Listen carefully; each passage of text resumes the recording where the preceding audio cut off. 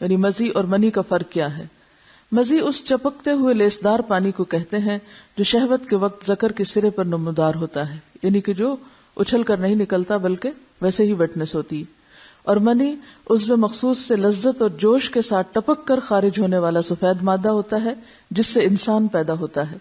اس کے خروج سے آدمی پر غسل فرض ہو جاتا ہے. ودی وہ گاڑھا سفید پانی جو پیشاب سے قبل یا بعد خارج ہوتا ہے، اس کے نکلنے پر غسل کرنا ضروری نہیں. یا اسی طرح لکوریا بھی اس میں آ جاتا ہے.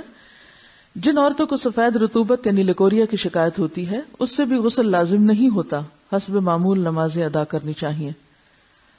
لکوریا کا جو سیکریشن ہے اگر وہ کپڑے پر لگ جائے تو اسی طرح چلو بھر پانی سے اس کو صاف کر لینا چاہیے. حائضہ کو چھونا اور اس کے ساتھ کھانا جائز ہے.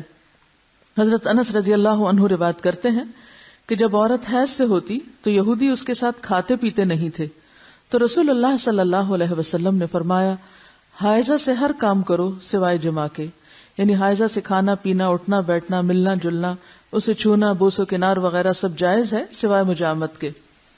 حضرت عائشہ روایت کرتی ہیں کہ رسول اللہ صلی اللہ علیہ وسلم مجھے حالت حیض میں ازار باندھنے کا حکم دیتے سو میں ازار باندھتی. آپ مجھے گلے لگاتے اور میں حیض والی ہوتی. حضرت عائشہ سے روایت ہے کہ نبی صلی اللہ علیہ وسلم نے مسجد میں اپنی اعتکاف گاہ سے مجھے بوریا پکڑانے کا حکم دیا. رگ، بوریا کیا ہوتا ہے؟ رگ یعنی کپڑے کا پیس، یہ جے نماز جیسے ہوتی. میں نے کہا میں حائضہ ہوں. آپ نے فرمایا تیرا حیض تیرے ہاتھ میں نہیں ہے.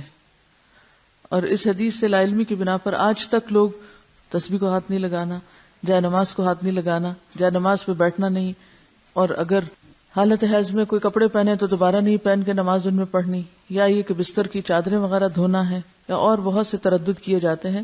تو یہ سب خود ساختہ باتیں ہیں، ان کی کچھ حقیقت نہیں.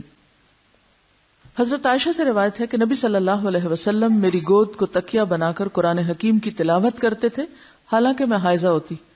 اب یہاں بھی آپ دیکھیے بہت سی خواتین پوچھتی ہیں کہ کیا ہم اس حالت میں قرآن کی مجلس میں شریک ہو سکتے ہیں یا نہیں، وہاں بیٹھ سکتے ہیں یا نہیں. تو آپ دیکھیے کہ آپ صلی اللہ علیہ وسلم حضرت عائشہ کی گود میں سر رکھ کے قرآن پڑھتے جبکہ حضرت عائشہ حیض سے ہوتی.